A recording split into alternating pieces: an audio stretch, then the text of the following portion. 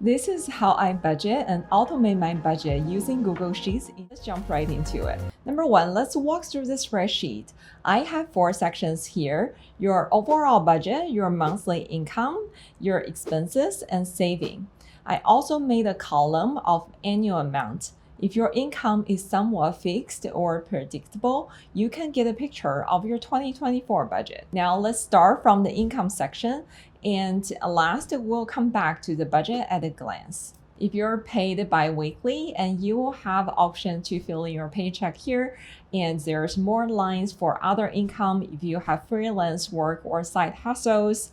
Here, I used some assumed numbers for demonstration. The subtotal line is adding up all the income for the months. This is pretty straightforward. Let's look at the monthly expenses. I used some demonstration number, and you will have to make your own. You fill it up with your numbers, and I divided it up into 2 sections: the fixed and the variable. Fixed expenses are the ones that stays the same month over month. Maybe it changes once a year or a quarter, but most likely it will stay within the same range. It includes things like car payments, car insurance, mortgages or rent, home insurance, childcare, utilities, phone bills, internet. Variable expenses are the costs that changes over time and look different from month over month. It includes groceries, dining out, clothing, beauty and shopping, kids and activities if you have a kid, and more, subscriptions, for example, and etc. Again, once you fill it out, you will display the annual number for you. It helps when you look at the expenses and see that, okay, I spent $24,000 in mortgages/rent and $10,000 in childcare and etc. etc.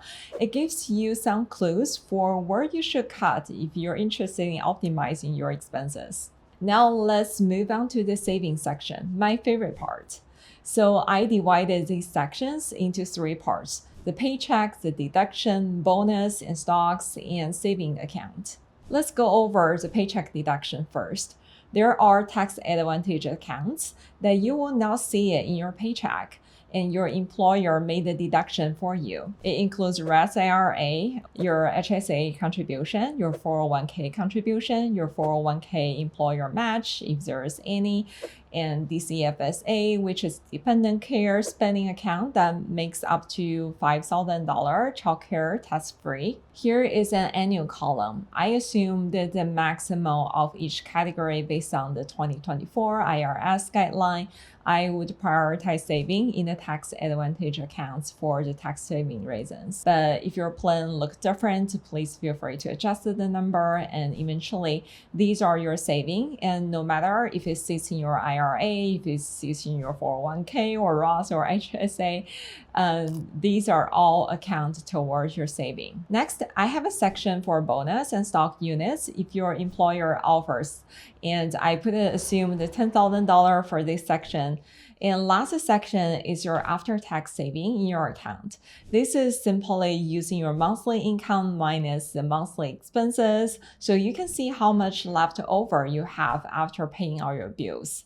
All right, so now we have done the hard work. Let's move the table back to its top and check the overall numbers. And I have a line called saving to income ratio. And this is something I cared about. No matter how much you make, maintain a healthy saving to income ratio is important. And this is a number that your total savings divided by your total income.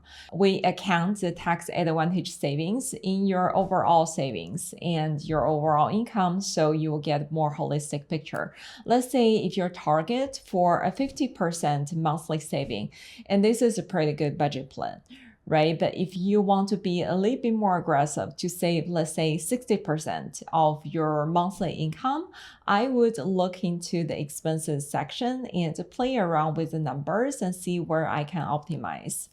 And let's say if I reduce a few areas of my variable expenses, I will be able to achieve that. So that will be my new budget to stick with. If you want to build a nest egg for the future investment and pave the way for your financial independence, insurance, I strongly recommend to at least stick about 30% of your income. I preset this cell to turn red once it's below 30%. For example, if I want to get a house for $5,500, and that would make my saving change to 29%, and the cell will turn red.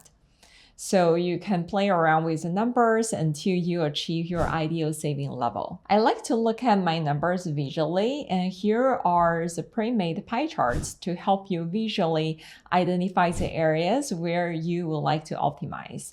For example, the larger category I could see now is mortgages, car payment, grocery, dining out, and clothing. If I could optimize some of those categories to some extent, I could reach a higher income to saving ratio. The second chart gave you an idea of your annual budget allocation, which broken down into your expenses, your after-tax saving, your tax advantage saving, and your bonus and savings. As you make changes to your detailed numbers, this allocation will also change. And this is a really good way to look at the big picture for your entire year to decide if this is where you want your money to go.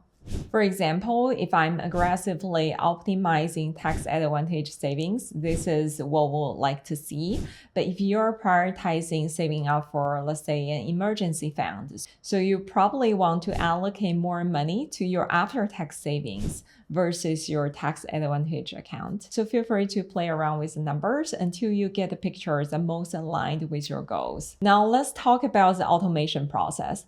Once your budget is set, sticking to your budget is very important. So I use 5 different accounts to help me manage this process. Number 1, I name it as housing, car, insurance, childcare, and those are the major payments in one account. And the second one is utility, phone, internet bills, and all in one account. And the third one includes grocery and dining out and all the food related category. And number 4 is the shopping related category, which are clothing, beauty, subscription, and etc. And number 5 are kids related category, activities, and etc. And you can open up these accounts within the same bank. So inter-account transfer will be very easy if you need to move money around between different categories. I use Capital One because it doesn't charge account management fee, and you can open as many accounts as you want with just a few clicks. Super easy. So here is a demonstration of my account setup. And there are 2 ways of doing this.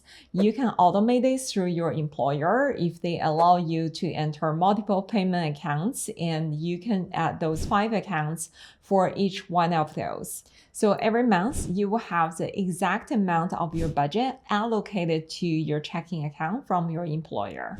If you're getting paid bi-weekly, you just divide that number by 2. So you will have the same amount by the end of the month. Or you can do this on your own, on your payday, if your payment comes into one account, and you can make this inter-account transfer. If it's within the same bank, it should be an instant transfer. You can get this done once your paycheck is available. Once this process is done, all you need to do is just monitor the spending through each account on your digital banking app, because the budget was preset and you're more likely to stick with it unless you replenish each account. This is a micro habit that helped me tremendously in sticking with my budget month over month for over a few years now. When it becomes habitual, it will be very easy for you to set a budget, allocate some money, and stick with your plan. I have seen this habit paid huge dividends over time, and I strongly encourage you to give it a try. So that's all I have for this video. Before you go, feel free to grab a free copy of this template in the description box, and